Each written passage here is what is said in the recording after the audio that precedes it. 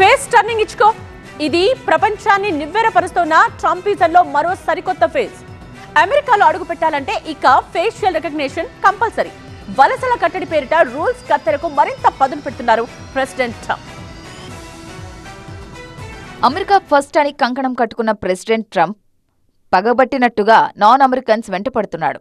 Donkey రూట్ను కట్టడి చేశారంటే okay, కానీ అమెరికా అభివృద్ధిలో కీలక పాత్ర పోషిస్తున్న విదేశీయులను ట్రంప్ సర్కార్ తన నిర్ణయాలు, నిబంధనలతో విసిగిస్తూనే ఉందనే చర్చ రచ్చ జరుగుతోంది.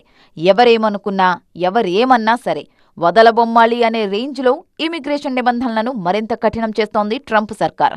అందులో భాగంగా వలసల కట్టడి పేరిట బయోమెట్రిక్ ఫింగర్ ప్రింట్ సిస్టమ్ను ప్రవేశపెట్టాలని నిర్ణయించింది. నాన్ అమెరికన్ల ఫోటోగ్రఫీ సహా ఫేషియల్ రికగ్నిషన్ తీసుకునేలా కస్టమ్స్ అండ్ బోర్డర్ అథారిటీస్కు అధికారాలు ఇవ్వాలని నిర్ణయించింది.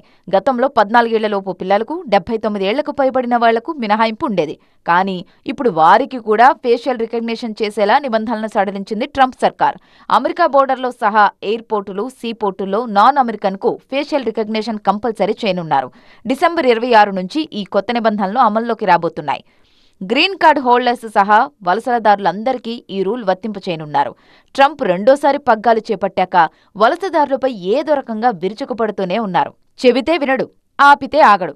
తీరొక్క నిర్ణయాలతో రచ్చరచ్చ చేస్తున్న ట్రంప్ నిర్వాకం ఇంటా బయట చర్చగా మారింది. ట్రంప్ నిర్వాకం నిర్ణయాల వల్ల ఇప్పటికే వలసదారులు బిక్కుబిక్కుమంటున్నారు. మాస్ డిపోర్టేషన్తో అమెరికాలో ఇమిగ్రెంట్స్ సంఖ్య గణనీయంగా తగ్గిందంటున్నారు డెమోగ్రాఫర్స్. ఇది అమెరికా అభివృద్ధికి విఘాతం కలిగించే చర్యగా అభివర్ణిస్తున్నారు. అమెరికా ఫస్ట్ అని ట్రంప్ గొప్పలుగా పోతున్నారు. అగ్రరాజ్యంగా అమెరికా అభివృద్ధిలో విదేశీయులే కీలకమని నిజాన్ని మర్చిపోతున్నారు అనే ఆరోపణలు వ్యక్తమవుతున్నాయి.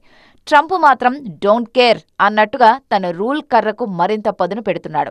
క్రిమినల్స్ను వీసా గడువు తీరినా అమెరికాలో తిష్టవేసిన వాళ్లను ఏరివేయడం, పాస్పోర్ట్ మోసాలకు కళ్లెం వేయడం తమ లక్ష్యమంటోంది ట్రంప్ సర్కార్.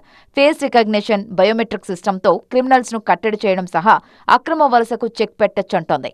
కస్టమ్స్ అండ్ బోర్డర్ అథారిటీస్ ఆధ్వర్యంలో అమెరికా సరిహద్దులు, ఎయిర్పోర్టులు, సీపోర్టుల్లో ఫేస్ రికగ్నిషన్ డిసెంబర్ 26 నుంచి అమల్లోకి రాబోతోంది.